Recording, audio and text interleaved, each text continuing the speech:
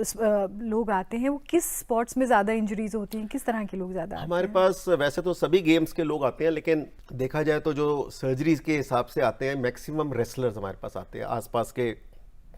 बहुत सारे दिल्ली में अखाड़े हैं, हाँ। सुशील कुमार जी का, योगेश्वर दत्त जी का, इनके अखाड़ों से हमारे पास बहुत सारे रेसलर्स रेफर होके आते हैं और उनको बहुत ही कॉम्प्लेक्स टाइप की चोटें होती हैं। नी और शोल्डर में कई कई तरह के लिगामेंट्स उनके टूट जाते हैं और वो शुरू में कभी मालिश वाले के पास चले जाते हैं, तो सिचुएशन और भी कॉम्प्लेक्स हो जाती है जब हम जिस स्टेज पे वो हमारे पास आते हैं। तो इन लोगों का हम दूरबीन द्वारा इलाज करके, हम उनको रिहेबिलिटेट करके अपने फिजियोथेरेपी, हमारा बहुत ही स्किल्ड डिपार्टमेंट है। और उसके इतने, इसमें से कई रेसलर्स हैं जिनका पेपर्स में उसके बाद नाम भी आया कि उन्होंने अपनी कंट्री को रिप्रेजेंट किया और इंटरनेशनल लेवल पे मेडल जीता। डॉक्टर साहब, जो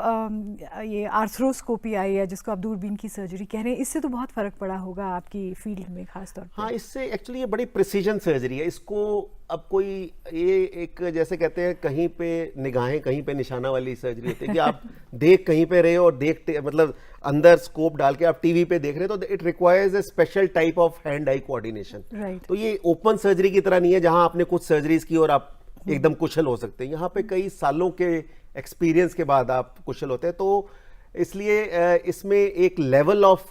कंसिस्टेंसी आने में भी कुछ साल लग जाते हैं। जैसे अब इतने सालों से 95-6 से हम लोगों ने ये स्पेशलिटी शुरू की है, तो अब हम बड़े कॉन्फिडेंटली कह सकते हैं कि हाँ जी, हमारे रिजल्ट्स बहुत ही अच्छी है और रिप्रोड्यूसिबल है। तो और हमारी सफलता और हमारा वर्कलोड देखते हुए अभी गवर्नमेंट ने हाल में ही हमें अपने सेंटर के सामने ही 3 एकड़ जमीन और दी है, जहाँ पे हम बिल्कुल ही सोफिस्टिकेटेड इंटरनेशनल लेवल का सेंटर बनाएंगे। और जो जो अभी इस सेंटर में हम नहीं कर पाए, जैसे हाई परफॉर्मेंस लैब है, जैसे अगर किसी को हाई अल्टीट्यूड की ट्रेनिंग देनी है तो उसके लिए हमारे पास हाइपरबैरिक ऑक्सीजन होगा, हमारे पास अंडर वाटर ट्रेडमिल्स होंगी, जैसे कि खिलाड़ी को ये नहीं है कि कहीं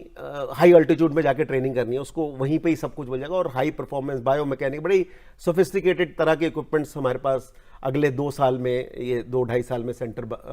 नया सेंटर एक और आ जाएगा हमारे सेंटर के पास में ही। तो